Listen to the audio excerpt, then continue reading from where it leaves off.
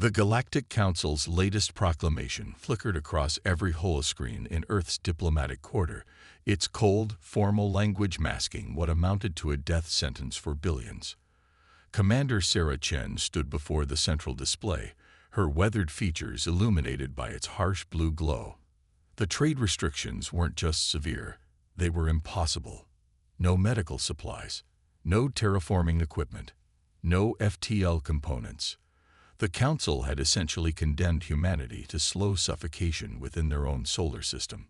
"They're not even trying to hide it anymore," Sarah murmured, her fingers tracing the quantum pad surface as she compiled her report. Around her, the underground command center hummed with carefully controlled tension. Officers moved between stations with practiced efficiency, but their movements carried an edge of urgency that hadn't been there a week ago. The Council's proclamation was just the latest in a series of increasingly aggressive moves against Earth. But unlike previous restrictions, this one had triggered a series of classified protocols that only a handful of people knew existed. Sarah was one of them. High above the command center, through hundreds of meters of hardened Earth and security systems, Earth's cities continued their daily rhythms. The general population knew about the Council's restrictions, of course, but they didn't know about the stealth probes that had detected Council ships moving massive cargo containers through supposedly abandoned sectors. They didn't know about the intercepted quantum communications that spoke of genetic solutions and species-specific containment. They didn't know that humanity had been preparing for this moment for over a century. Sarah's quantum pad chimed softly. Admiral Zhang's encrypted message was brief. "Ghost protocol authorized. Commence Operation Shadowfall." A thin smile crossed Sarah's face as she entered her authentication codes. Across the solar system, hidden facilities began powering up systems that officially didn't exist. In the Kuiper Belt, automated factories that had been disguised as defunct mining operations sprang to life. Beneath the surfaces of Mars and Europa, massive hangar doors began cycling their ancient mechanisms. "Begin Phase 1, Sarah commanded, her voice carrying across the command center. "Alert all sleeper cells. Authorization code, Phoenix Rising." The response was immediate. Screens lit up with acknowledgments from agents embedded throughout Council space. Humanity had played the part of the struggling young species perfectly, accepting the Council's guidance with apparent gratitude. All the while, they had been watching, learning, and preparing. The Council's bioweapons program had been the final piece of evidence they needed. Sarah's best operative, Major David Santos, had transmitted the proof 3 days ago, along with his life signs. The Council hadn't just been restricting humanity's growth. They had been actively developing ways to eliminate them entirely. Sarah moved to the central tactical display, where a real-time map of Council space glowed with potential targets. Each point of light represented a facility that humanity had quietly mapped and analyzed over decades of patient observation. Power plants, command centers, manufacturing hubs. The Council had built their empire on the assumption that younger species could be controlled through technology restrictions and careful manipulation of resources. They had never considered that one of those species might surpass them while maintaining a careful facade of limitation. "Major Liu," Sarah called out, "begin transmission of Package Omega to all forward bases." Package Omega contained the true specifications of humanity's military capabilities. The ships that would emerge from humanity's hidden shipyards bore little resemblance to the primitive vessels they had shown the Council. The weapons they carried represented decades of careful development, combining stolen Council technology with human innovation in ways the alien empire had never imagined possible. Across the command center, officers worked with practiced precision, implementing plans that had been refined through countless simulations. Sarah felt a moment of pride in their professionalism. Even now, facing the greatest crisis in human history, they maintained their focus and discipline. The quantum pad chimed again. This time, it was a message from the human ambassador to the Council, Jacques Dubois. His final attempt at diplomacy had been rejected. The Council had refused to even acknowledge Earth's evidence of their bioweapon program. "They really believe we're harmless," Sarah said softly. "After all this time, they still think we're just another primitive species to be managed and controlled." Her second-in-command, Colonel Maya Patel, approached with a data crystal. "Latest intelligence from the Arcturus sector, Commander. The Council's moving their fleet assets exactly as predicted. They're not even trying to hide their preparations." Sarah accepted the crystal, but her eyes remained on the tactical display. In less than 24 hours, humanity would reveal its true capabilities to the galaxy. The carefully maintained illusion of compliance would shatter, and the Council would learn why Earth had been classified as a death world long before humans reached the stars. "Send the final warning," Sarah ordered. "One last chance for them to reverse course." She knew they wouldn't take it. The Council's arrogance wouldn't allow them to believe that humanity posed any real threat. That same arrogance had led them to dismiss the subtle signs of human advancement, to overlook the questions they should have asked. As the warning was transmitted, Sarah moved to the command center's main viewport. Beyond the reinforced transparasteel, Earth's surface glittered with the lights of a civilization that had never stopped advancing, never stopped preparing. They had played the part of the grateful student, the humble newcomer to galactic society. But beneath that mask, humanity had been building something the Council couldn't comprehend, a force that combined the best of human ingenuity with carefully gathered alien technology. The Council's response to the warning came within minutes, a formal notice that Earth's solar system was now under quarantine. Any attempt to break the blockade would be met with deadly force. Sarah's smile returned, harder this time.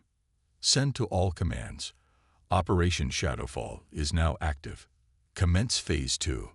Throughout Council space, hidden human agents received their signals. In supposedly secure facilities, carefully planted devices began their work. The Council was about to discover that humanity's greatest weapons weren't ships or guns. They were patience, preparation, and the absolute determination to survive. The Deathworlders were done playing nice, and the galaxy would never be the same." Kithrax stood before the Galactic Council's emergency session, his crystalline form pulsing with colors that reflected his growing alarm.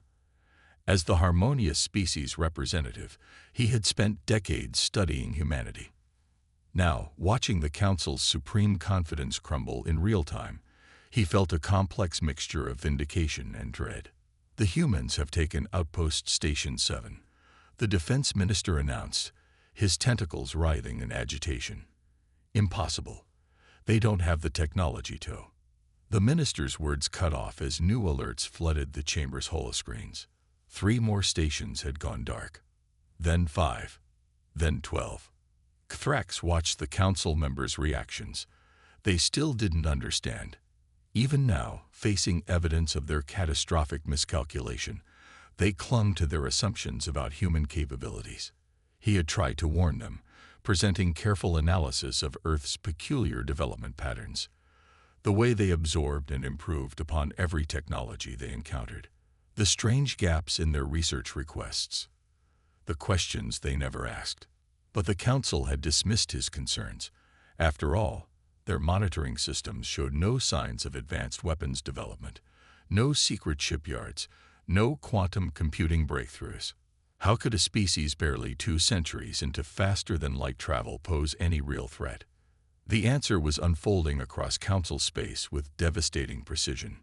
In the Centauri sector, a Council battle group discovered that their quantum-encrypted communications had been compromised months ago. As they moved to engage what they thought was a small human patrol, they found themselves caught in a carefully planned crossfire. Ships that seemed to materialize from nowhere, struck with weapons that ignored advanced Council shields. "We're receiving a transmission," announced the communications minister. It's broadcasting on all frequencies, bypassing our encryption." The holoscreen filled with the image of a human female. Commander Sarah Chen's expression was neutral, but her eyes carried a weight that made several Council members shift uncomfortably. "You believed you could contain us," she said simply. You thought your restrictions would keep humanity trapped in our solar system, dependent on your mercy. Instead, you gave us exactly what we needed: time and motivation. The defense minister surged forward. Your primitive fleet cannot hope to. Our primitive fleet. Chen's smile didn't reach her eyes. You're still looking at the decoys, the ships you've been monitoring, the technology level you've been tracking. It's what we wanted you to see. While you watched our surface development, we were building something else entirely. As if on cue, new alerts began flooding the chamber. Across council space, massive vessels were emerging from what had appeared to be inactive nebula and asteroid fields. Each ship bristled with technology that shouldn't have been possible for humans to develop. 40 years ago, Chen continued, we discovered your bioweapons program. Instead of confronting you, we decided to see just how far your plans extended. What we found was enlightening. You've been plotting the containment or elimination of every species you consider a potential threat. We simply made sure we weren't on that list until we were ready. Thrax watched the council members' colors shift to shades of fear and disbelief. The humans hadn't just caught up technologically.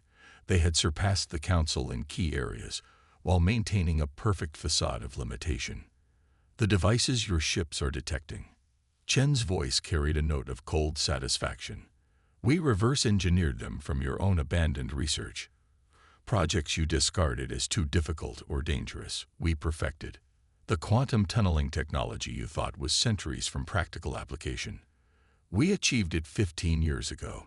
Those primitive ships we've been flying. Each one was a mobile sensor platform, mapping your defenses and testing your responses. In the Arcturus sector, a Council heavy cruiser discovered that its supposedly impenetrable quantum shields were useless against human weapons that phased through multiple dimensions. The crew's surrender was transmitted across all frequencies, a clear message to other Council vessels. Your blockade of Earth is now irrelevant, Chen declared. We're not trapped in our solar system. We never were. Those trade restrictions you imposed, they just helped us perfect our self-sufficiency. The technologies you denied us, we developed our own versions, often better than the originals. Thrax moved closer to the main display, his crystalline form resonating with the frequencies of revelation.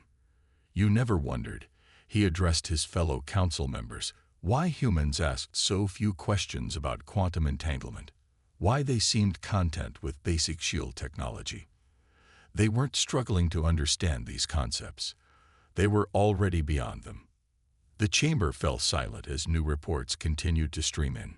Human forces weren't just striking military targets. They were systematically dismantling the Council's ability to coordinate a response. Communication hubs, strategic command centers, and key production facilities were being neutralized with surgical precision. We're offering you a choice, Chen continued.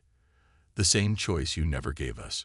Surrender your emergency powers, end the bioweapons program, accept oversight from a coalition of species, or watch everything you've built crumble, piece by piece. The science minister, his scaled hide pale with shock, finally asked the question that hung in the chamber.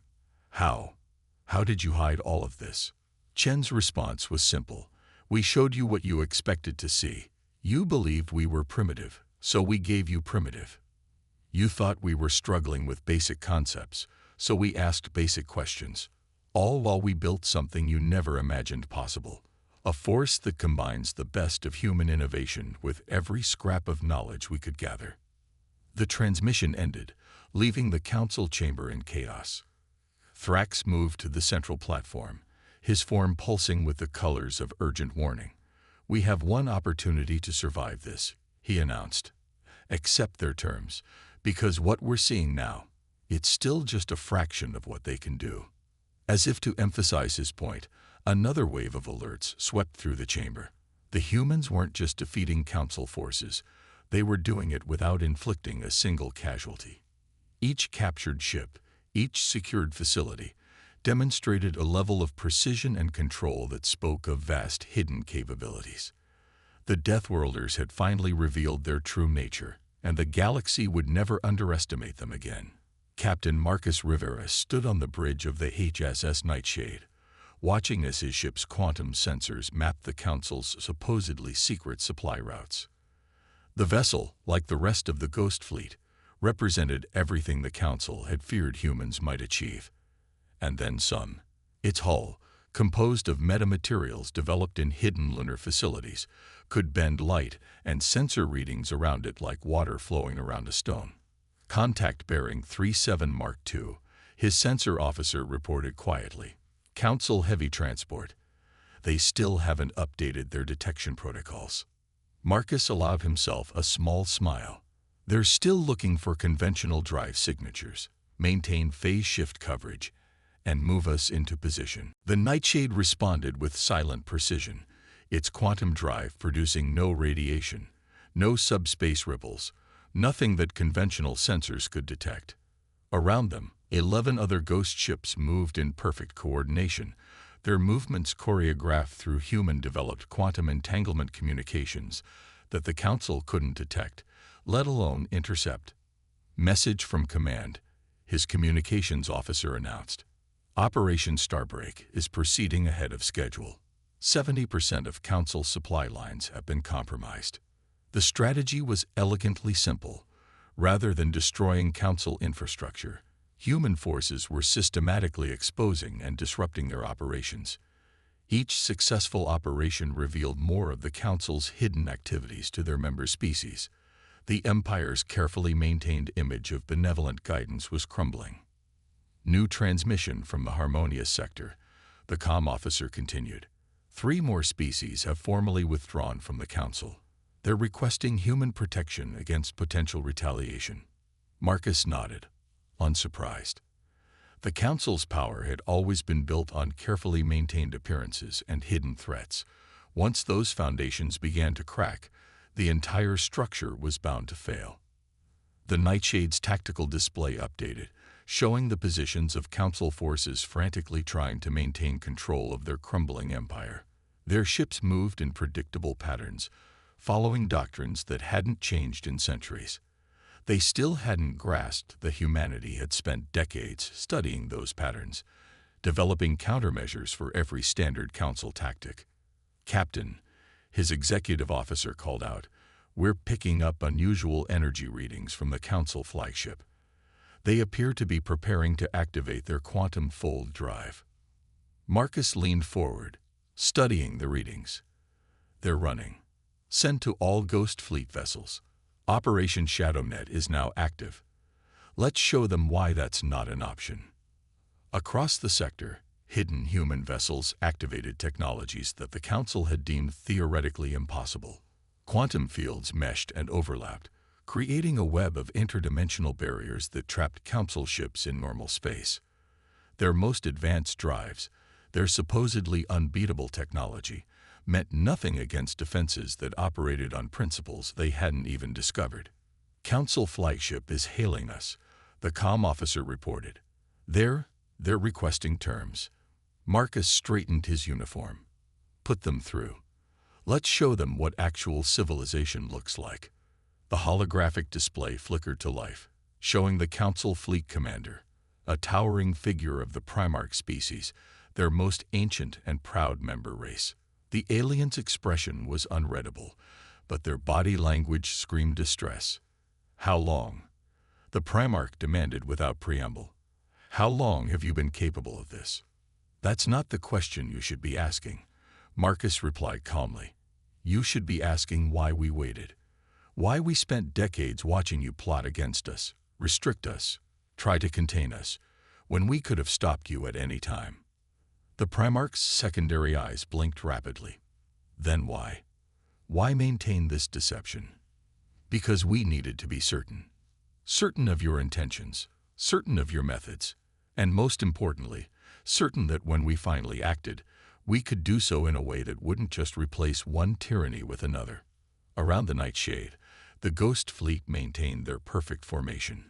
Each ship was a testament to human ingenuity, technology that had evolved far beyond its Council origins, improved and refined through decades of secret development. "Your supply lines are cut," Marcus continued. Your member species are abandoning you. And now you know that your most advanced ships can't escape our containment fields. The question isn't what we can do to you. It's what you're willing to do to prevent what happens next. The Primarch's pride visibly warred with their pragmatism. The Council has stood for 10,000 years. We have guided countless species to enlightenment. You've guided them to dependence, Marcus corrected. You've stifled innovation, punished independence, and eliminated any species that might challenge your authority. We've seen your records, Primarch. All of them. The alien leader's color shifted slightly, the equivalent of a human paling. Impossible. Those records are quantum-locked in our most secure. In facilities that our agents have had access to for years, Marcus interrupted. Did you really think those trade delegations were just simple merchants? That our diplomats were only interested in cultural exchange?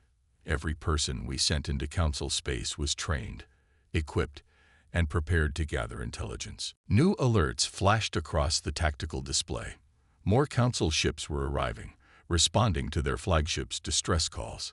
Marcus watched them with calm interest, knowing that each vessel's arrival only added to their strategic advantage. Your reinforcements won't help, he said simply. Every ship you bring into this sector just gives us more platforms to demonstrate your vulnerability. More witnesses to carry the truth back to their homeworlds. The Primarch's expression shifted to one of dawning comprehension. This isn't a military operation, they said slowly. This is a demonstration. Marcus nodded. Finally, you're asking the right questions. We could have struck decisively, destroyed your military assets, and crushed your empire. Instead, we're showing every species under your control exactly what you are, and exactly what they could become without your guidance.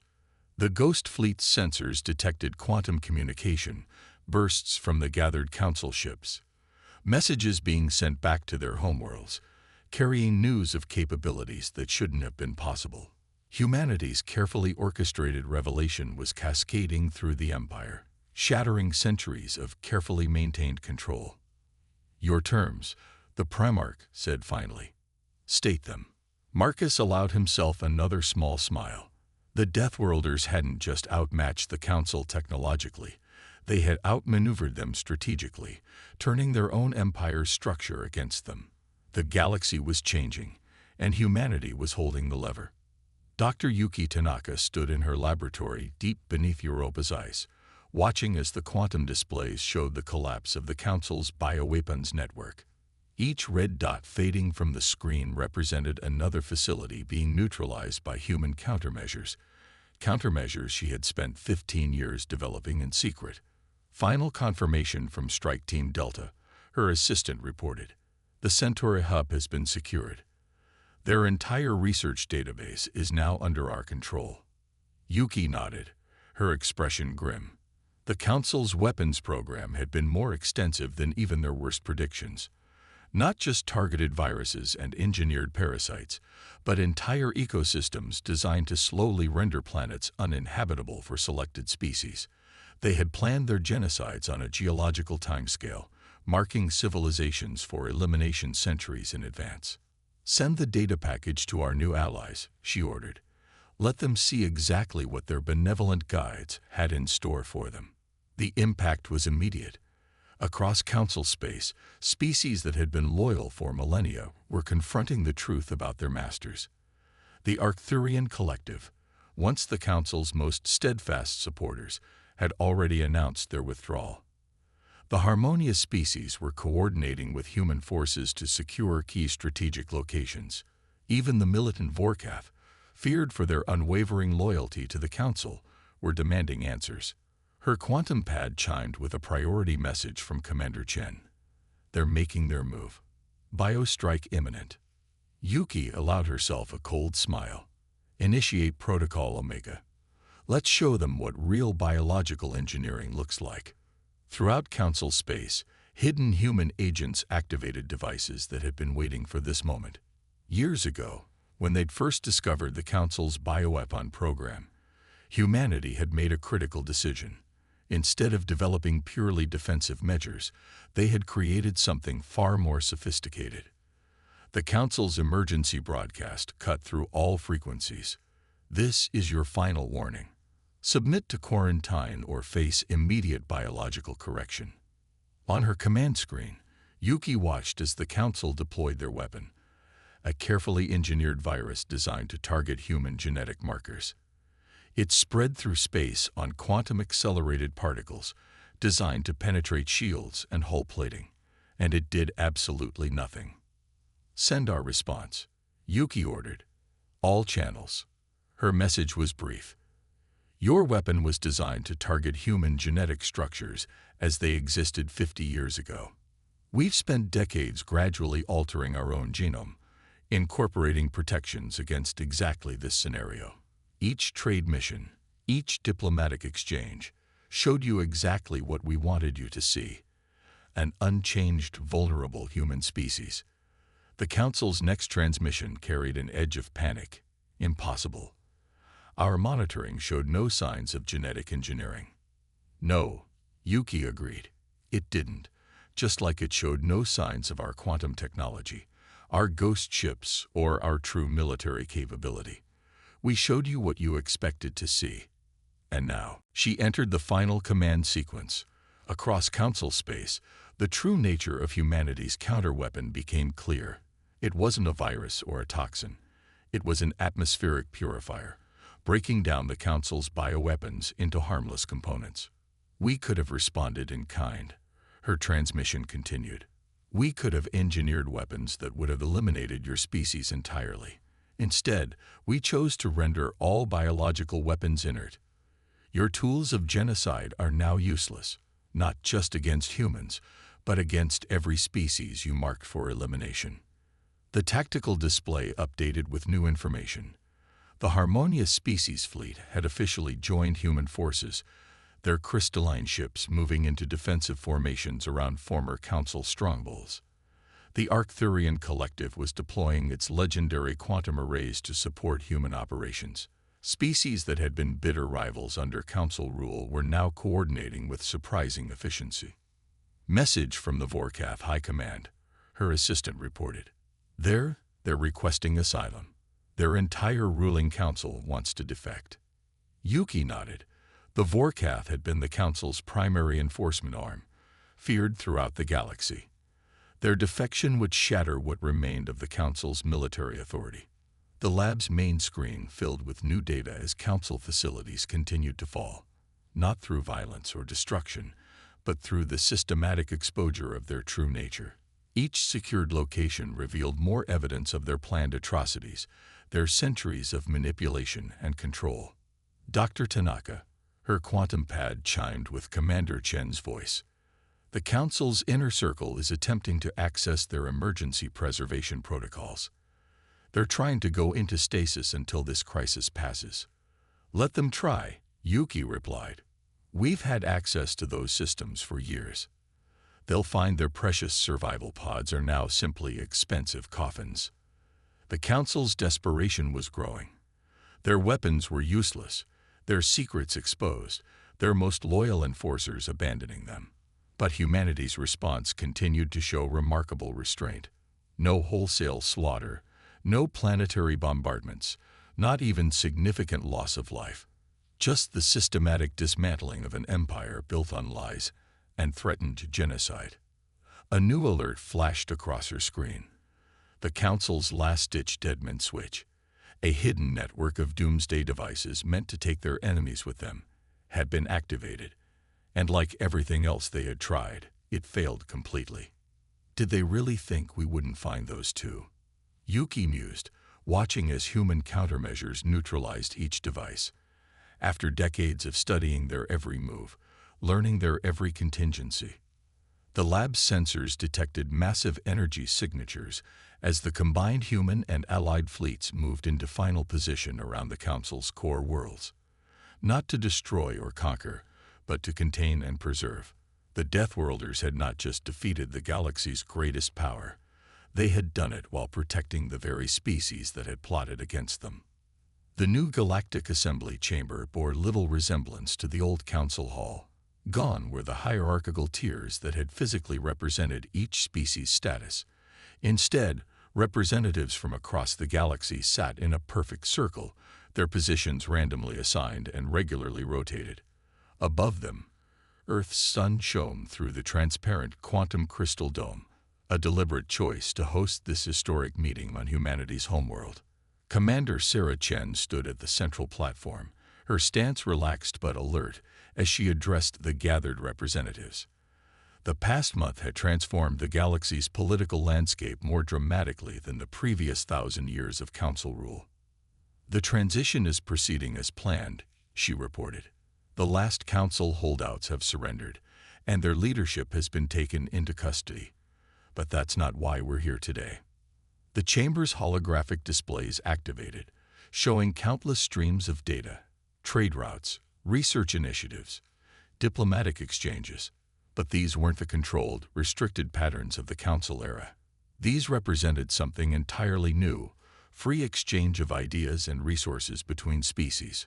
"When we revealed our true capabilities," Sarah continued, "many assumed we would simply replace the council, become the new masters of the galaxy. That was never our intention." She gestured to the data streams. "This is our goal. A galaxy where advancement isn't controlled by a single power, where innovation isn't stifled by artificial restrictions." Kithrax, now representing the free, harmonious species, moved his crystalline form forward. "You could have dominated us completely. Your technology, your strategic position, your military capability. You could have established an empire far more powerful than the Council's. And it would have failed, just as theirs did," Sarah replied. "The Council's fundamental mistake wasn't their methods. It was their belief that control and suppression could create lasting stability."